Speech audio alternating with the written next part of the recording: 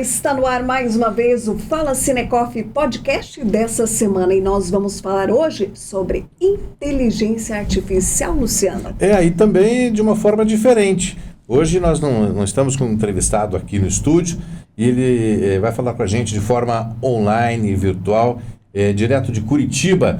Ele é nada mais do que um gestor de projetos digitais no grupo Bronx Ibmedia, empreendedor com multi-habilidades digitais, tem mais de 26 anos de experiência na área publicitária, é graduado em arquitetura e urbanismo pela Universidade Federal do Paraná, instrutor de IAs criativas, as inteligências artificiais no projeto Ibmedia Class.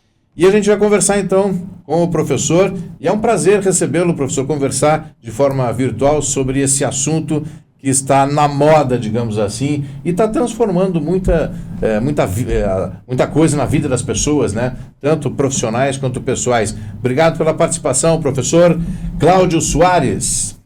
Obrigado pelo convite, é sempre um prazer poder dividir essas ideias com as pessoas, que é uma coisa que eu faço muito no dia a dia, que é tentar aproximar e tirar as dificuldades, as barreiras, as fantasias e os preconceitos sobre inteligência artificial para seres humanos, né? Essa é até uma declaração que eu faço lá, né? Que é IAs para humanos, né? Eu não falo com o público de tecnologia em si, né? Eu falo com as pessoas como nós, pessoas que no dia a dia querem aprender como colocar essas criaturas aí tão fantásticas dentro do dia a dia, da rotina de trabalho e tirar proveito disso para melhorar coisas, né? E quebrar os medos e os preconceitos, né? Professor, que ferramenta é essa da inteligência artificial que entrou na nossa vida de forma tão rápida e está evoluindo cada dia mais, tem mais novidades? Boa pergunta, porque isso me obriga a fazer um paralelo aqui, uma divisão de uma linha do tempo de antes e depois, né? A inteligência artificial, como ciência aplicada a vários processos já dentro do mundo da indústria tecnológica, ela é muito antiga, né? Ela vem lá dos anos 50 e ela vem trabalhando há muitas décadas aí nos bastidores da humanidade, né? Então, tudo que a gente vem usando até hoje, rede social, recomendação de conteúdo em plataformas tipo Netflix e similares, é sempre uma IA que está trabalhando lá. Só que a grande revolução que nós estamos vendo nos últimos 2 anos, vamos pegar bem assim, quando saiu o ChatGPT, que é quando explodiu a IA, a possibilidade das pessoas pegarem a IA na mão e conversar com ela. Isso não era possível antes para pessoas normais. Só quem tinha acesso ao lado tecnológico, conversava via código, a interface era uma coisa impossível para as pessoas. Aí, distante, né? Muito distante, né? Aí os caras lá na OpenAI, que é a empresa que é dona do ChatGPT, que já desenvolve IA há vários anos, tiveram essa ideia de vamos abrir uma caixinha para as pessoas conversarem com a IA. E segundo boatos da internet, lá dentro mesmo da OpenAI, não era consenso de que todo mundo acreditava que isso ia dar certo. Tinha gente que falava, quem que vai querer ficar conversando com uma caixinha com inteligência artificial?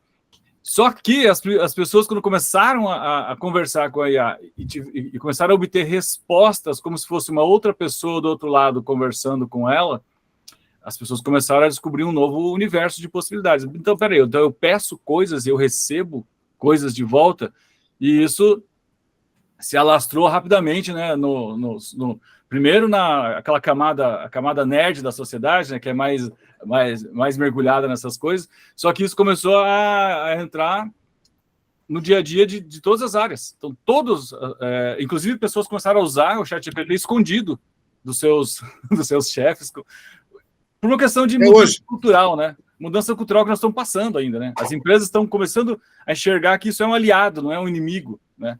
As pessoas estão começando a entender que eu sou melhor com a IA do que sem ela, porque é um clichê já isso que eu vou dizer, mas as pessoas não vão ser trocadas pela IA diretamente, elas vão ser trocadas por uma pessoa que sabe usar a IA. Professor, o senhor falou aí sobre medo, sobre preconceitos, enfim. Dá para dizer que hoje existe um receio, um medo de fazer com que a inteligência artificial substitua as pessoas no dia a dia, principalmente no mercado de trabalho? Já está acontecendo. Tá? Em várias rodas de conversa que eu participo sobre negócios, com outros empreendedores e tal, O que está acontecendo? É uma troca, mas é uma troca assim, ela vai enxugar alguns postos, só que esses postos que se perderam, eles vão nascer novos em outro lugar. Do mesmo formato. Então, vou dar um exemplo prático para todo mundo poder entender de maneira mais clara. Então, vamos supor que você tem na tua empresa 3 pessoas que trabalham escrevendo conteúdo. Tá? E apenas uma delas falou, eu vou usar IA também junto. E vou implementar processos de automatização aqui, da geração do conteúdo, mas supervisionado por um humano, porque isso é uma parte muito importante. A IA sozinha vai entregar coisas, mas um ser humano vai ter que validar o que ela faz. Então, aqui já nasce um outro trabalho, que é um gestor-criador. Você vai, ao mesmo tempo que você vai co-criar coisas com a IA, você vai ter que aprender a fazer a gestão da criação dela para que você não passe vergonha entregando coisas erradas, porque a IA erra, ela não é perfeita, né? Ela tem o erro da IA, ele é chamado de alucinação, é quando ela inventa uma informação que não faz sentido, mas parece que está muito correto, a maneira como ela escreve, como ela te convence de que aquilo é certo. Então, a gente precisa dessa validação humana. E isso vai enxugar postos, mas ao mesmo tempo vai criar um novo modelo de trabalho. Só que se eu estou numa empresa que eu tinha 3 pessoas, agora eu só preciso de uma para produzir o que 3 produziam, outras empresas vão precisar de pessoas, talvez ela não tenha essa pessoa lá dentro. Essas 2, se elas se capacitarem e aprenderem também a fazer o trabalho com a IA, elas perdem de um lado e ganham por outro, porque o mercado vai todo se reajustar. Nós vamos ter uma modificação de postos em alguns lugares e uma criação de novos trabalhos em outros. E isso, de maneira, vou dizer assim, quase sem limites de área de atuação. Então, muitas fronteiras vão ser quebradas. Hoje, para você trabalhar com a parte visual, com inteligência artificial, você não precisa mais ser um designer, ser um artista. Ajuda muito você ter esse background. Só que você aprendendo o processo, você tendo referências legais na sua cabeça, você consegue, sim, orientar uma IA e aprender a fazer a IA gerar uma imagem legal, gerar um vídeo legal, gerar um áudio legal. Professor, que ponto é esse? Qual é o start que as pessoas têm que ter para se adequar a essas novas realidades, a essa nova ferramenta nas nossas vidas? Vou dar um exemplo que eu dei na palestra ontem. Ele é um exemplo radical, mas ele ilustra bem isso que você está me perguntando. Até ontem, né, vamos supor, assim, até ontem, nenhuma empresa que vai contratar alguém para a área de escritório, por exemplo, que é uma área mais que exige uma certa capacitação intelectual para trabalhar.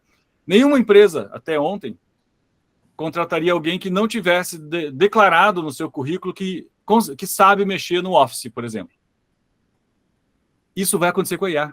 Novas habilidades digitais estão surgindo na nossa frente, né, em tempo real, e o mercado vai exigir essas habilidades. Então, as pessoas elas não podem ficar olhando, falando assim, vamos ver o que vai dar. Não, pula nesse barco agora, porque ele está andando, e ele anda mais rápido que tudo que a gente já viu. Professor, deixa eu entender uma questão que eu acho que é a dúvida de muita gente também.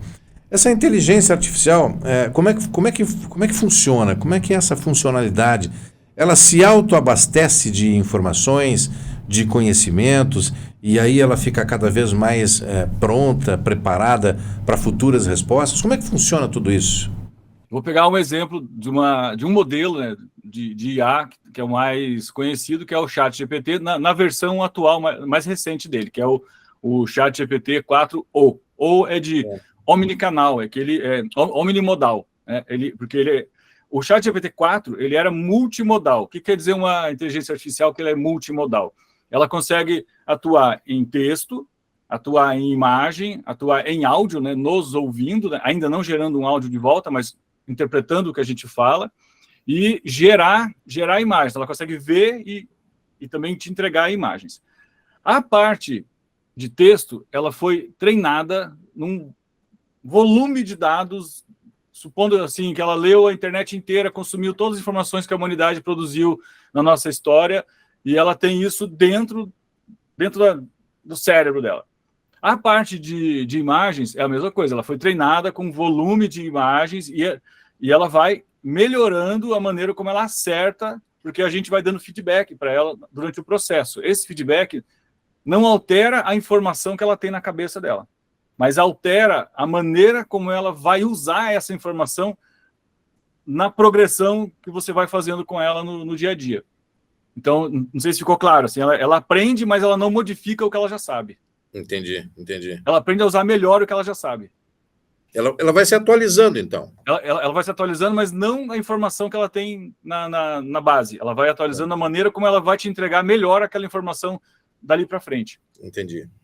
E no mercado profissional, o que as pessoas têm que se preocupar nesse momento quanto à atualização? Porque é uma coisa que não dá para deixar passar. Em relação à atualização de profissionais no mercado de trabalho. Um mercado fantástico, ao meu ver, tá? Eu sou um otimista das IAs. Existem dois times no mundo das IAs hoje, que são os pessimistas, os apocalípticos, que acham que a IA vai destruir tudo e vai acabar com tudo.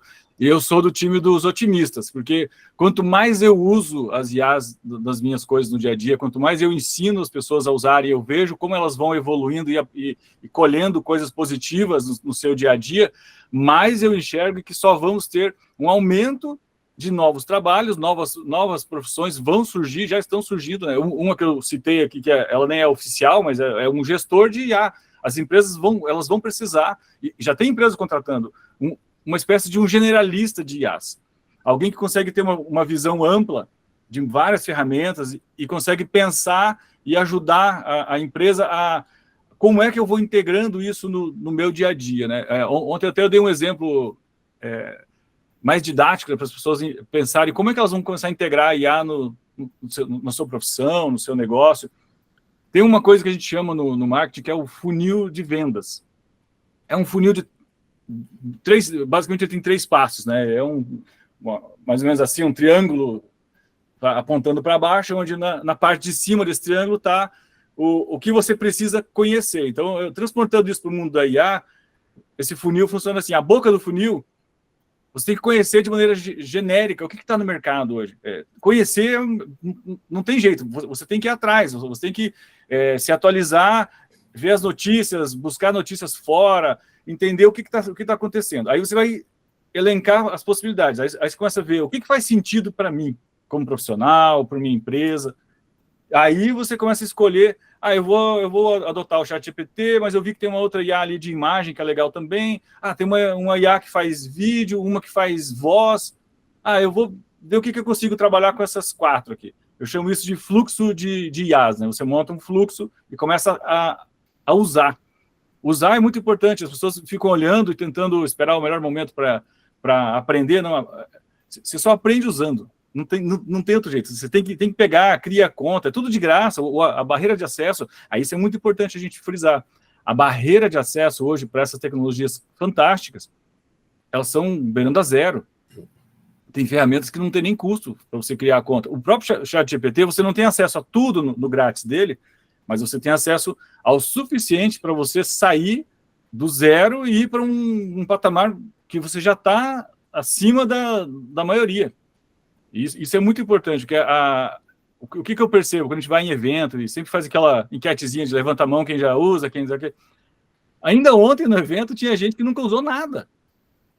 E era um evento de tecnologia e negócios. Então, assim, preocupa um pouco, né?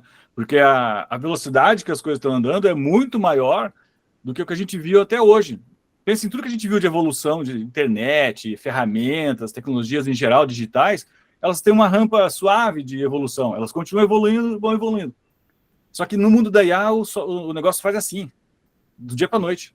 A gente está numa velocidade muito grande quando a gente fala em tecnologia. E com a inteligência artificial, tenho certeza que não vai ser diferente.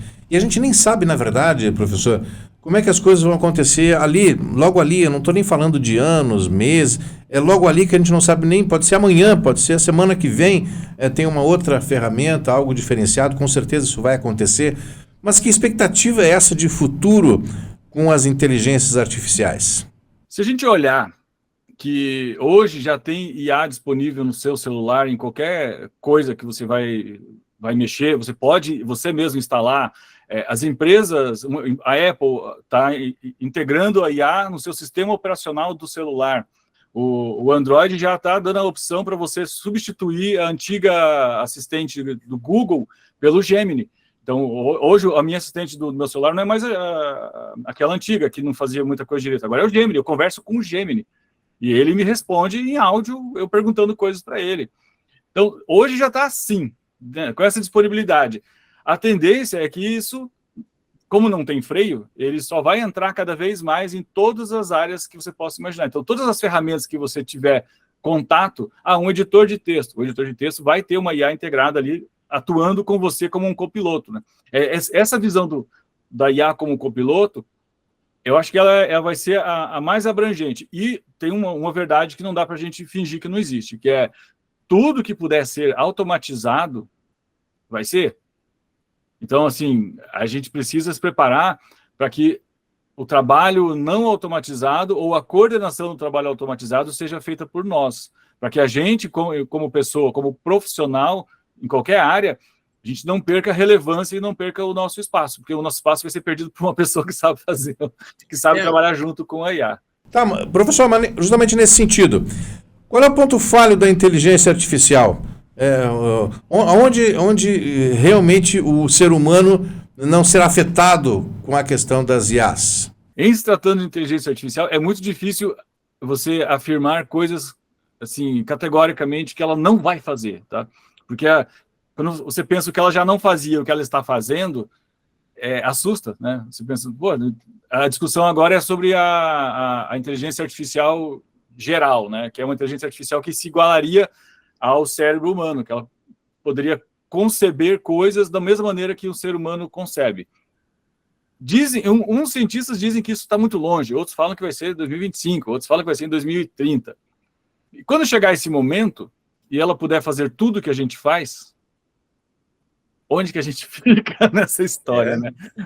O que nós vamos fazer, né? Mas esse é um problema que a gente não tem como fugir. Não, e nem como prever exatamente, né? Porque não tem consenso sobre isso. Não tem. Os cientistas, como eu te falei, tem os pessimistas e tem os otimistas. Eu sou do time que a gente ainda vai ser útil como seres humanos por muito tempo, né? Até porque, na minha cabeça, não faz sentido um mundo que não tenha papel das pessoas no dia a dia, fazendo coisas. Não tem nexo. Então, um mundo que é a IA vivendo pela IA, fazendo tudo para a IA, e os seres humanos vão fazer o quê? Ok, mas chega ao ponto, por exemplo, da inteligência artificial conseguir interpretar emoções das pessoas ou não? Já tem modelos que são capazes de, por exemplo, olhar para a sua imagem e fazer uma leitura do seu semblante, detectando até microemoções. Isso já tem. Ela consegue simular muita coisa, né? Porque, por exemplo, quando você pede na escrita para ela simular um texto com um tom mais sério, mais alegre, ela já consegue fingir, né? É tudo um fingimento, né? Mas se ela consegue fingir, ela vai conseguir interpretar, né? A visão do ChatGPT hoje, que ele está com uma visão computacional muito avançada. Você consegue mostrar imagens para ele e ele consegue tirar conclusões bem interessantes ali. E isso é bem recente, né? E está naquela velocidade que eu falei, né? Velocidade da luz. Professor, nesse sentido, como nós comentamos agora aqui, dessa interpretação das emoções, também vem os riscos de tudo isso. Interpretar a nossa voz, da segurança tecnológica. Do ponto de vista de segurança, a gente vai ver muito problema, sim. Não dá para ser otimista sem encarar a realidade. Tem que ser otimista e realista, né? Otimista porque as coisas legais valem a pena, mas muita coisa ruim vai surgir. O crime organizado, nos últimos anos, ele se digitalizou muito. Por quê? É um crime que o cara está muito protegido, né? É muito difícil ele ser pego, ele não tem que se arriscar, sair com arma, assaltar banco, nada. Então, o crime organizado migrou para a internet. Estão usando já, mesmo antes da IA, né? Agora com a IA, muito mais, eles já usavam usando a mesma estrutura de anúncio que as empresas usam, estão usando para fazer. Eles pagam, olha a cara de pau da galera, eles pagam para fazer mídia no Google, na Meta, para comprar anúncio, para te oferecer coisas que não existem, e lojas que são clone de lojas reais, e agora estão usando clones para uma manipulação de voz e de imagem de pessoas famosas, pegando pessoas inocentes, distraídas, para vender coisas que não existem. Mas aí tem um problema que aí não é nem da IA, é do ser humano, né? Porque quando você junta a ignorância com ganância, isso aí é a fórmula do golpe perfeito desde os tempos de Cristo, né? Só que com a IA isso se potencializa porque você ganha escala. Você derruba um, você bota 100 de pé daqui a pouco, né? Então, esse é o lado muito ruim mesmo, não tem como evitar, né? O que a gente tem que fazer é aumentar o nosso nível de paranoia, de ficar desconfiado, né? Parece bom demais, corra, né? Denuncie, eu denuncio tudo que me aparece, né? Professor, vamos falar então de coisas otimistas com relação à inteligência artificial, que eu sei que o senhor gosta mais, aprecia mais o lado otimista das IAs. Mas então vamos falar sobre isso, sobre o futuro. Aonde a gente vai chegar, como é que a gente pode chegar, o que isso realmente está ajudando ou vai auxiliar cada vez mais no dia a dia das pessoas. Não tem, cara. Não tem. Assim, os ganhos, eu vejo ganhos tanto profissionais quanto pessoais, quanto cognitivos, né? Então, por exemplo, tem o exercício de você conversar com uma inteligência artificial, ele te traz ganhos mentais bem interessantes. Por quê? Para você obter coisas sofisticadas, você vai ter que sofisticar a sua maneira de pedir as coisas. Então, você se vê obrigado a subir o seu nível intelectual para você começar a melhorar o seu raciocínio para poder pedir coisas para IA, porque senão você vai ficar no rasinho com ela. Então, uma coisa que eu vou deixar aqui de recado para a galera, né? Todas as IAs têm uma coisa que é a nossa entrada com elas é em linguagem natural. Linguagem natural é como a gente conversa entre nós. Então, é tudo via texto. Então, esse texto que você coloca lá, ele chama prompt. É o pedido que você faz para a ferramenta. Isso, antigamente, era uma coisa desumana. Era só código, uma palavra específica. Hoje, o prompt ele é uma redaçãozinha. Você usa um conjunto de linguagens simples, né, como a gente conversa entre a gente, só que o raciocínio que você vai aplicar nesse pedido é que está a sofisticação que vai exigir que a gente suba um pouco ali a frequência dos neurônios, né? Então, isso vai exigir da gente mais inteligência, melhorar a nossa inteligência, para poder receber coisas mais legais. Então, o promptês, né, o falar com o prompt, ao meu ver, hoje, eu até repito isso em palestra, o promptês é o novo inglês. O cara que sabe fazer prompt de qualquer área, ele domina uma língua que ele está em vantagem já sobre os outros humanos. Professor, queria agradecer demais a sua participação online aqui no nosso podcast para falar de um assunto que é sempre muito importante e tem muita coisa ainda para falar e a gente vai combinar outras vezes também para esse nosso bate-papo, mas eu gostaria de agradecer mesmo pela sua presença aqui no nosso bate-papo. Muito obrigado. Obrigado a vocês pelo convite. Foi um prazer dividir aqui um pouquinho do que a gente vem aprendendo e pesquisando aí no dia a dia. E o Fala Cinecoff Podcast dessa semana vai ficando por aqui. Até a próxima sexta-feira com mais novidades para você. Até lá! Até lá!